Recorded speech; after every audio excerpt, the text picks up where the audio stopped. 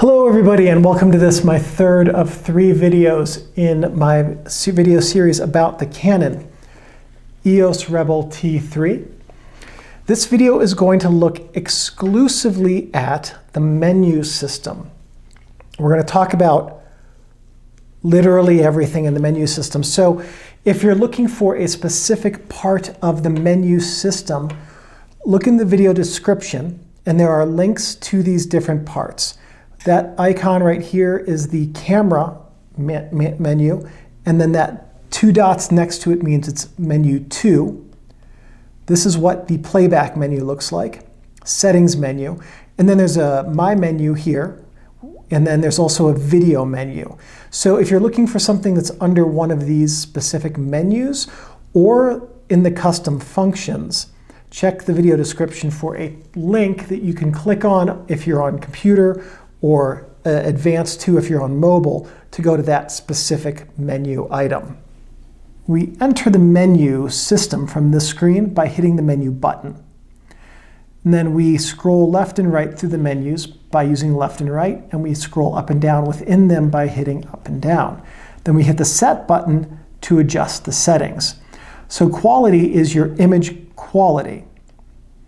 And you can adjust this through all your different settings.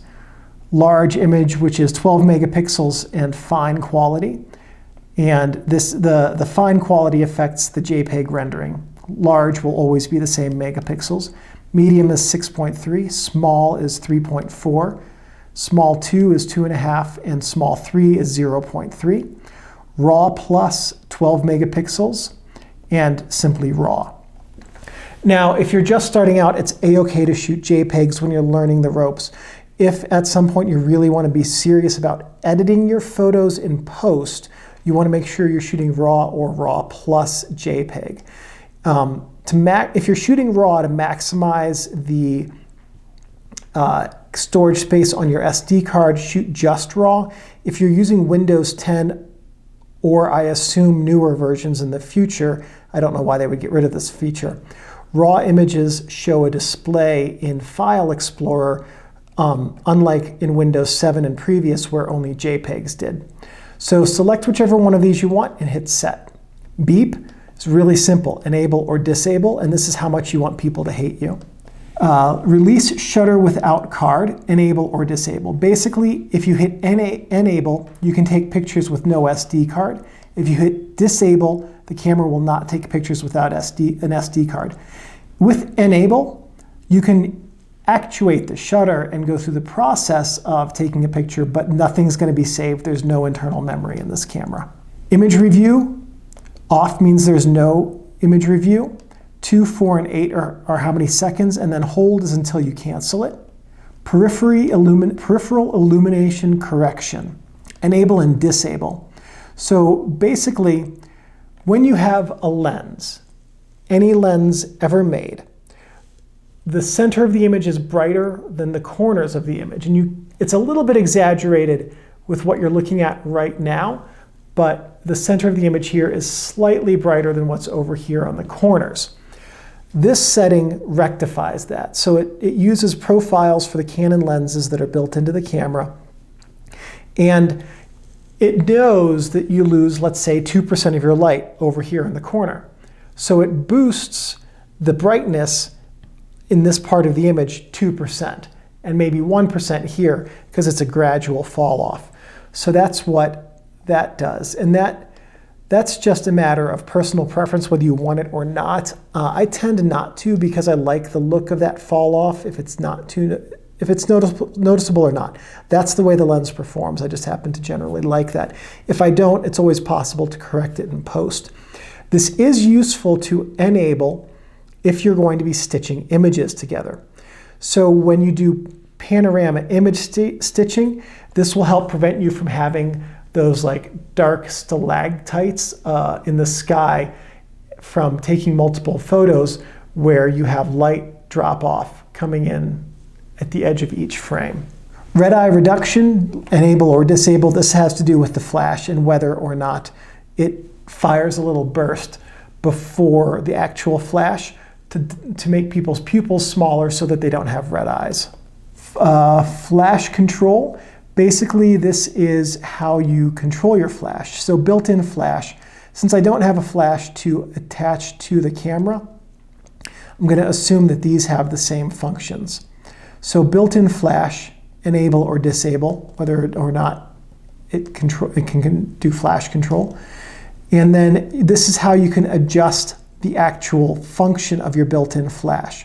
First curtain and second curtain. Now, if you remember from the second video, I said the curtain opens, flash triggers, curtain closes.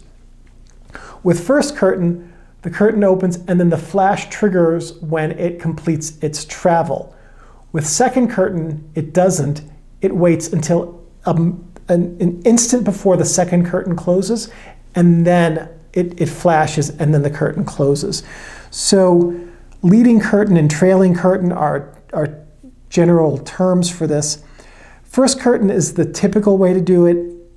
For most photography, it's really good. Second curtain is, let's say you were doing a 10-second exposure and you had a motorcycle driving through your frame and you had all the lights and lights and lights for 10 seconds. You had its red light and its headlight and whatever. And its reflectors, let's say you had some light shining set up so you could see reflectors on the wheels or whatever. And then at the end of the 10 seconds, you trigger the flash to capture that motorcycle here at the end with this trail of lights coming off of it. That's what you would use second curtain for. Flash exposure compensation is more or less light coming out of your flash. And your metering for your flash is either using your 63 segment evaluative metering area or just a straight up old school average meter reading. Honestly, do not know how these two different things affect your final images. It's going to be a matter of personal preference. Evaluative is going to be just fine, honestly. Going on to camera 2, auto lighting optimizer. This is basically like baby HDR, okay? And these are different levels. So if your subject is in the shade, or you have a high contrast scene with something that's in shade and not in shade, this will flatten out, will reduce the contrast in your images to bring those shadow details out and pull some of the highlight details back. I would recommend leaving this in off simply because if you have any sort of post-processing software, it can do a better job than this camera can today. Metering modes we went over in video 2, but you access them and can choose between evaluative, partial, and center weighted here. Custom white balance will allow you to adjust the white balance in your images if you have any. White balance shifting and bracketing allows you to shift your white balance or to use the mode dial to take multiple images and bracket your white balance. And that's basically, let's say you don't know what color temperature your lighting is. This will allow you to adjust your white balance to compensate for strange colors of lighting. Like if you have fluorescence, you might want to bracket like that. So you have a little bit too much green, okay, that's fine, but maybe middle is just fine, or if not, a little bit more magenta will help correct and counter some of that green in the fluorescence. Color space, leave this in sRGB. Unless you are a die-hard Adobe fan, sRGB is the universal language and will work better most of the time. Adobe RGB can also do some weird things with colors. So for 99.9% of people, sRGB is better and will give you better color trueness. Picture style, these are different picture styles, which are basically different finishes for pictures. They adjust contrast, sharpness, tone, and brightness and darkness, I think, but I forget what each of the different symbols means. I would recommend just leaving this in neutral or faithful, which are the same. I don't know why they have two, but whatever, leave these flat, because whatever these will do, you can do a better job of in post. And if you're getting your images adjusted in the camera, it's harder to undo that in post if you want to. Camera menu 3, dust delete data. Basically, this allows you to remove any images that are stored in the camera's memory of dust of dust capture. So basically, what this is going to do is it's going to take a picture of you want to have a neutral subject, like a gray wall or the sky, okay? And what you're going to do is hit OK, and you're going to take a picture. And the camera is going to look for dust on the sensor by magic. And then it will compensate when it saves images to delete those dusty spots out of your images so that you don't have those ugly dust spots on your digital files. This is your ISO auto setting and the maximum ISO that your camera will use in auto mode. So this is only for auto. If you set your ISO to auto, it will not go above 1600 or 400 or whatever you want it to be. Camera menu 4, live view shooting is enable or disable. This is whether or not you can take a picture while you're in live view mode. I can think of no reason not to have this enabled. AF mode, live mode, face recognition live mode, or quick mode. Basically, these two are slightly slower. Face recognition is going to be even slower. Quick mode is your fastest live view autofocus mode. This is going to be live mode, but looking for faces. Grid display on or off. This is a rule of thirds grid. This is a more detailed aligning grid. This affects your live view. Metering time. This is how long your meter stays on after you start metering. 16 seconds is really good. Anything longer than that's going to drain your battery very quickly.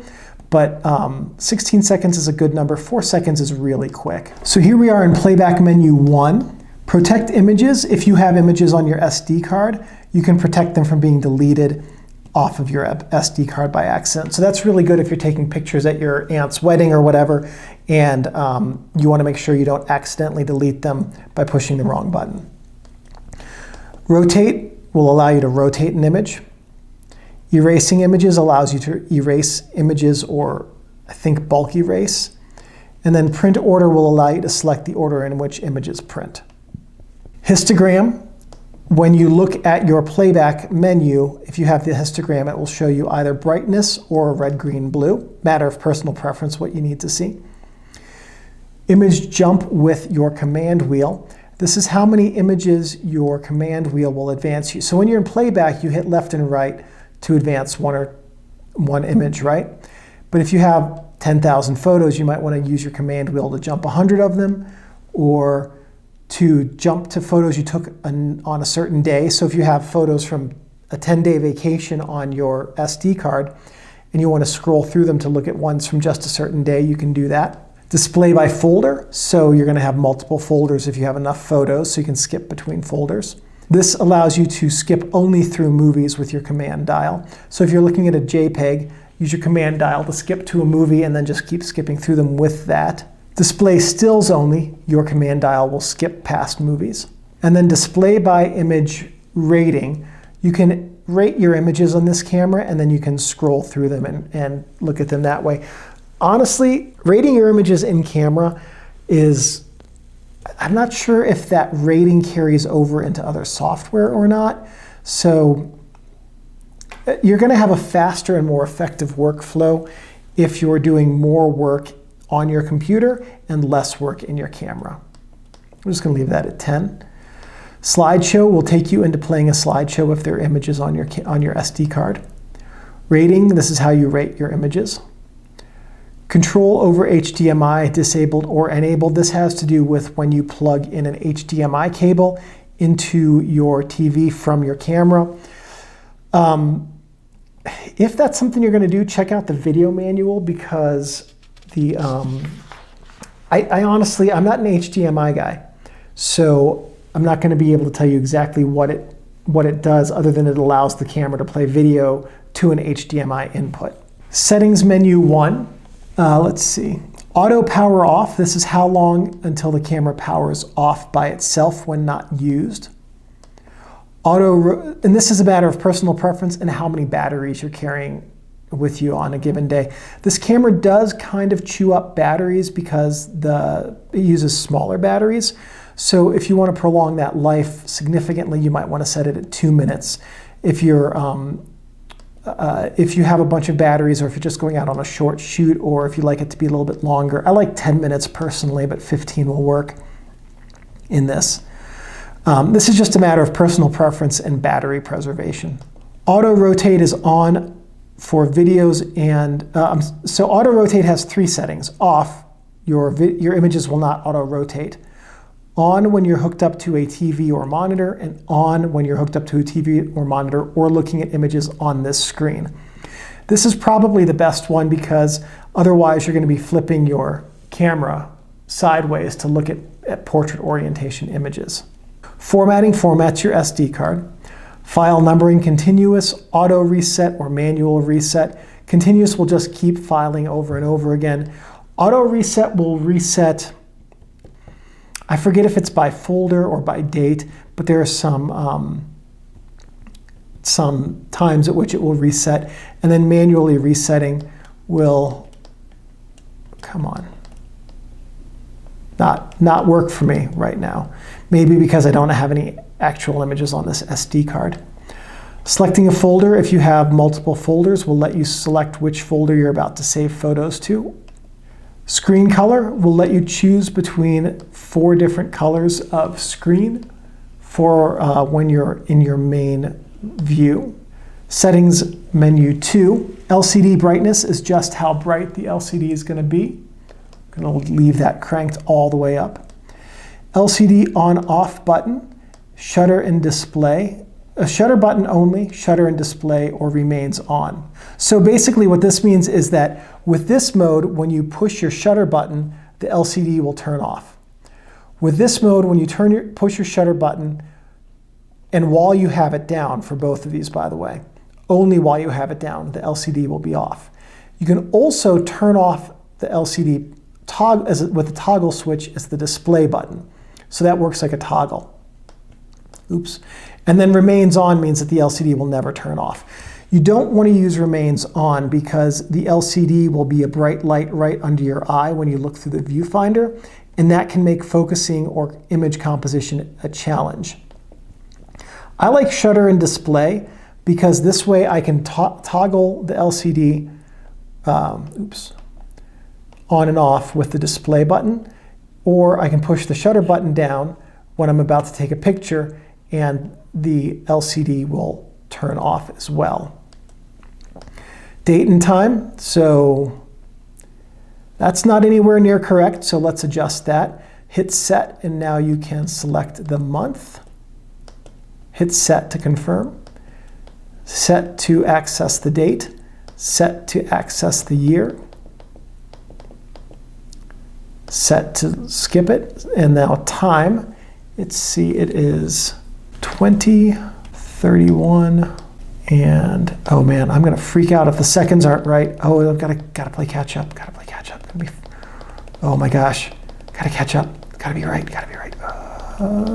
Give myself a little bit of space.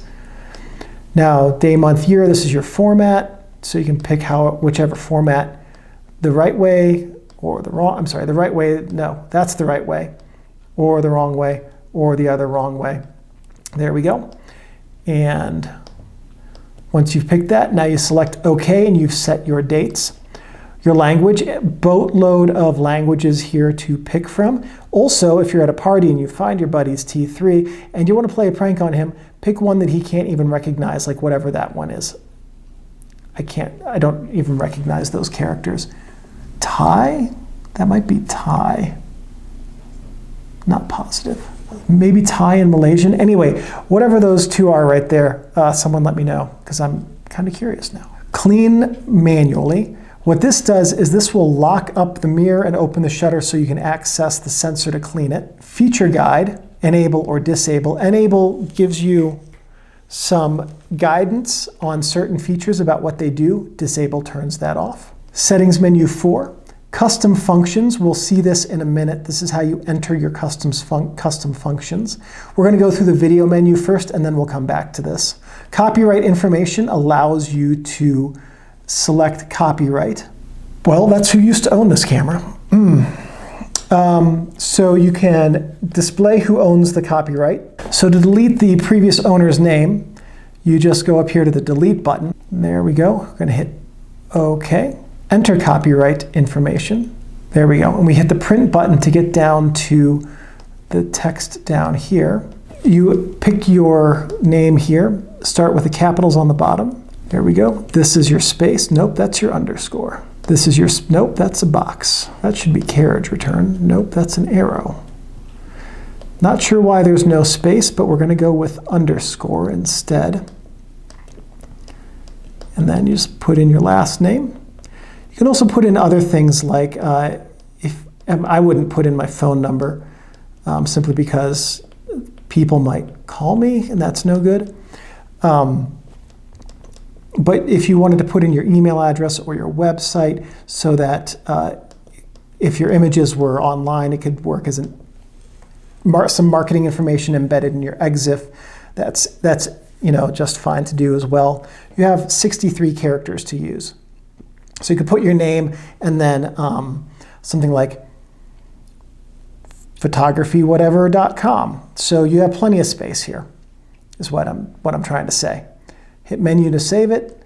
You can delete copyright information if you, I guess I could have just done that with the previous owner's name and it would have saved me some time. Anyway, so this is where you can display, enter, and so basically your author's name can be different than your copyright holder's name. So the author should always be the photographer, right? But if you're working on assignment, if you're working for Acme Corp or whatever, you can change that to say Acme Corp so that built into the EXIF data is your client's name as the copyright holder. And, or if you're buying this camera to use as a corporate camera for your company, same thing, put the company name in. And that way it's built into the EXIF who actually owns the image, and that will help you a little bit if there's a copyright dispute. Clear settings clears all of your settings back to factory default, and firmware version displays the firmware version. The current version, I forgot to write it down. I feel like it's 1.13 or something like that for this camera. So I know I'm way behind on this camera into what version of the firmware I have. My menu allows you to create a custom menu with just the functions that you use most often. So we're going to hit set to go in here and register to my menu. And then you pick the item that you want to have in your menu, and then you click OK. So now we're going to go back to my menu, and you've got color space, because that's what I picked. You can go in here, sort, delete items. Now we can delete an item. We didn't mean to put color space in because you're only going to access that once, and then you never need to access it again. Delete all items clears your menu, and display from my menu means that when you go into your menu, you start at my menu. So if this is something you're going to set up with your 5 or 6 most commonly used items, say your some things that are not button accessible here, what you would want to do is make sure that display from my menu is set to enable so that whenever you push the menu button, it takes you there. Now we're going to go into video.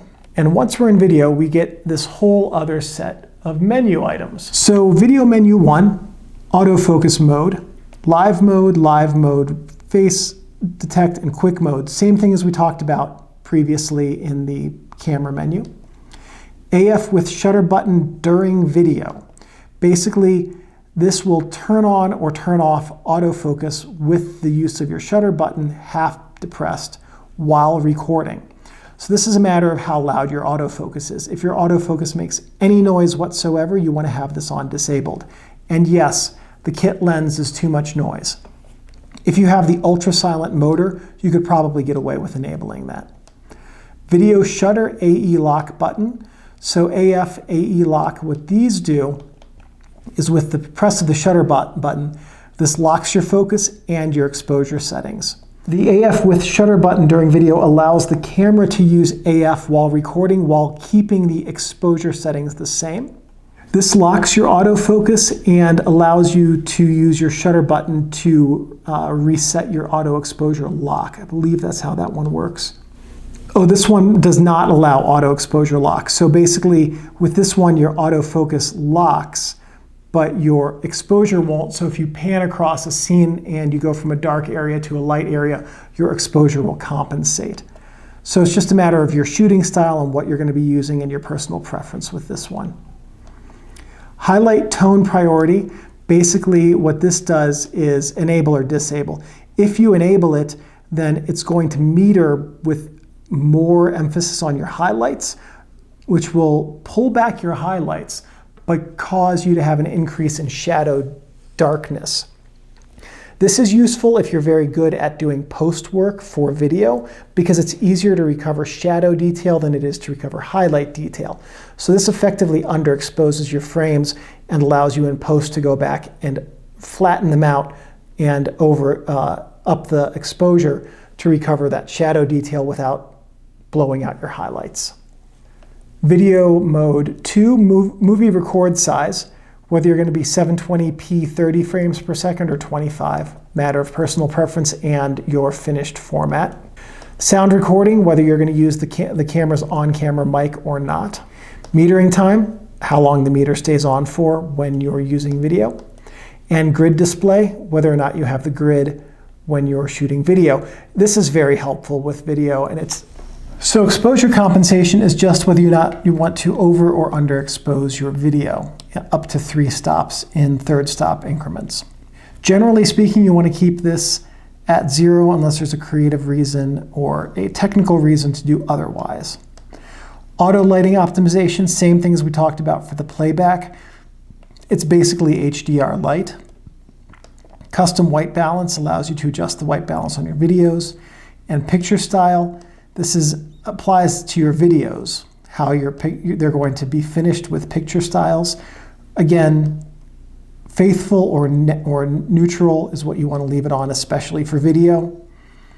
And then we get into the playback menus, and everything else is the same. It's just that you have slightly fewer options in the settings for video than you did for still. Okay, let's get into the custom functions. To get into the custom functions, we're going to go into the settings menu and then settings number 3.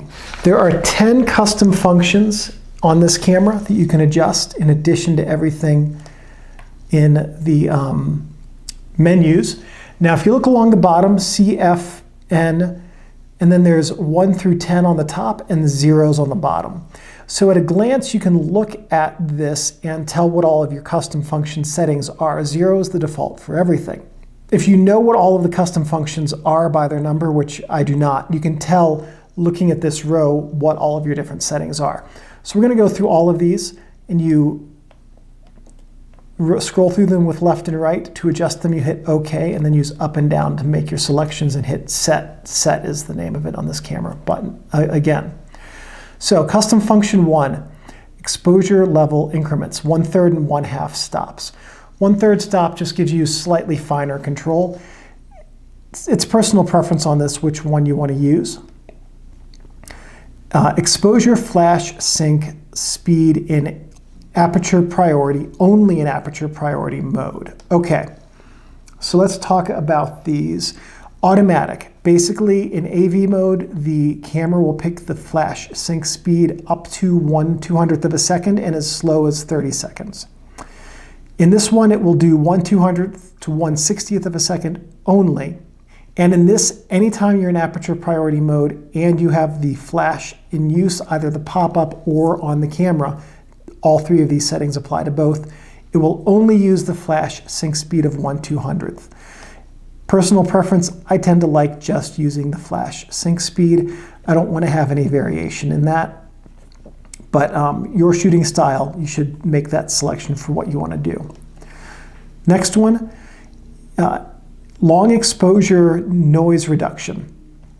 Okay, off, auto, and on. So basically, if you have a long exposure, and I forget exactly how long it is with this camera, I think it's like a 1/4 second or longer. That's what it typically is for most cameras.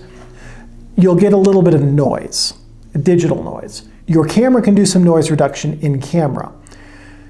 I recommend leaving this to off, however, because this camera, as of this video's recording, is 9 years old, and it will, your computer will do a better job of noise reduction than the camera can.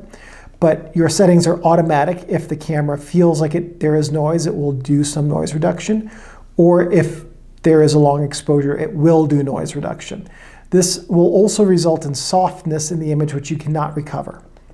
So generally speaking, long exposure noise reduction is a good thing to leave off. High ISO noise reduction, same exact thing, only for high ISOs. Basically standard noise reduction if you get above, I think it's 800 ISO and faster. A low amount, which is less than standard of noise reduction. Strong, which is more than standard noise reduction, and disable. This is one worth leaving in disable because your computer can do a better job of this noise reduction than your camera can. Highlight tone priority, disable or enable. Basically, this is what we talked about with the video where, or I think also in the still, no, just in the video, where if you set it to enable, it's going to pull your exposure back a little bit so that your highlights don't get blown out. And then in post, you'll have to go back and recover your shadows a little bit. Matter of personal preference, which way you want to shoot with that. Autofocus assist beam firing. Basically, this is whether or not the autofocus beam will work. In enable, if there's not enough light for autofocus, your little beam here on the front of the camera will turn on to help the autofocus. In disable, it will not. Enable with external flash only means it will only use a beam from the external flash, not the one built in the camera. And infrared assist beam only means it will only use infrared, an infrared beam for assist. I don't know if that's built into the camera or if that means you have to have an external flash. Disable is really good if you're at like your kid's concert or music recital and you don't want to have the autofocus beam blinding them. Enable is just a standard default setting, but this is something you can use to adjust your settings on an as-needed basis. Shutter auto exposure lock button. Okay, autofocus and auto exposure lock mean that when you half press the shutter button and asterisk, both of them perform autofocus. Well, the asterisk button will perform autofocus and will also perform auto exposure lock. Same with half depressing the shutter. The shutter will then also take a picture.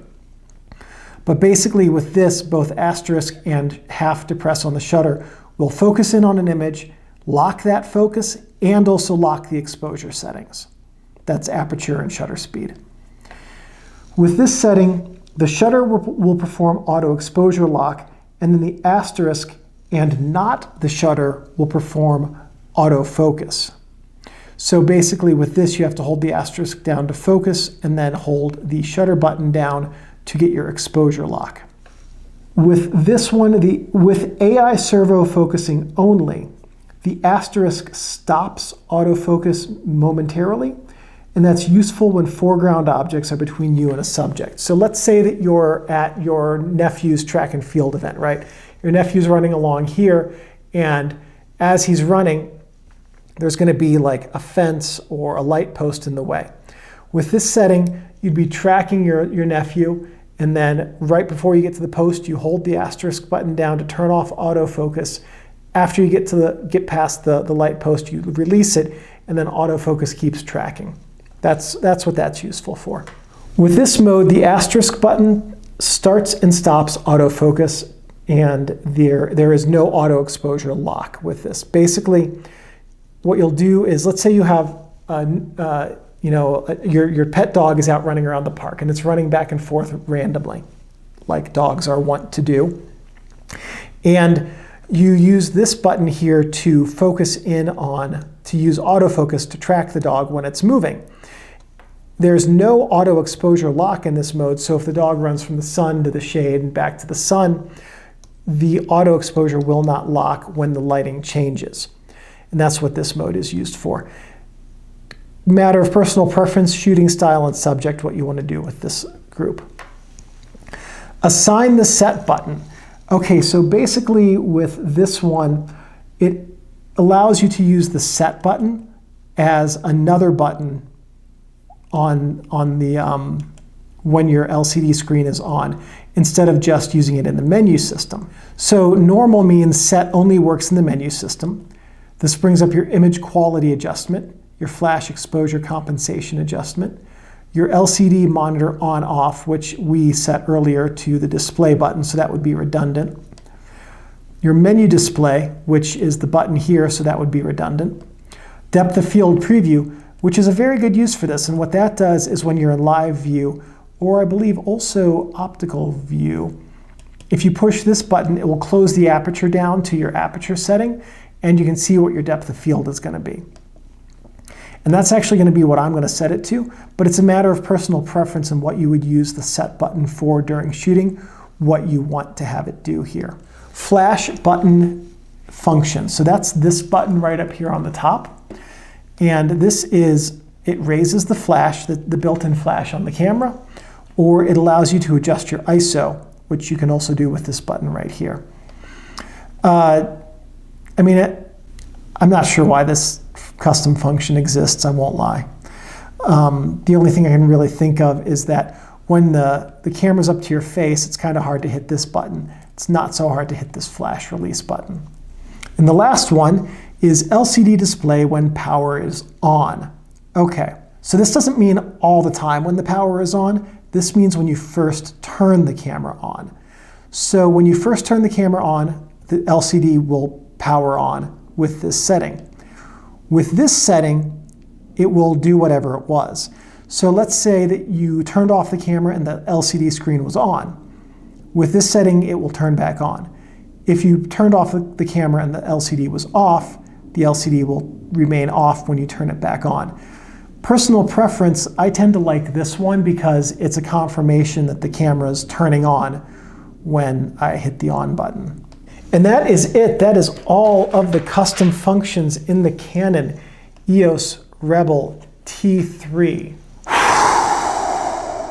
Wow, that was a lot. So, I hope this video helped you understand what some of the menu items and functions were so that you can get the most out of your time using your Canon EOS Rebel T3. If this video, and especially the explanations of what the different menu and function buttons do, was helpful, please give me a thumbs up. That lets me know I'm on the right track and that I'm producing content which is helpful and useful to you. If you have any questions or comments about these features and functions, please leave those below. Pretty good about checking these every couple of days and responding. If you have suggestions for future videos, please leave those below, and I will, if I have the equipment and technical know-how, I'm happy to do that. If you'd like to subscribe and find out when I have more videos about cameras, digital and film and all of that jazz, please hit the subscribe button and turn on the notification bell. And one last thing, thank you everyone very much for watching, and I'll see you in the next camera manual series.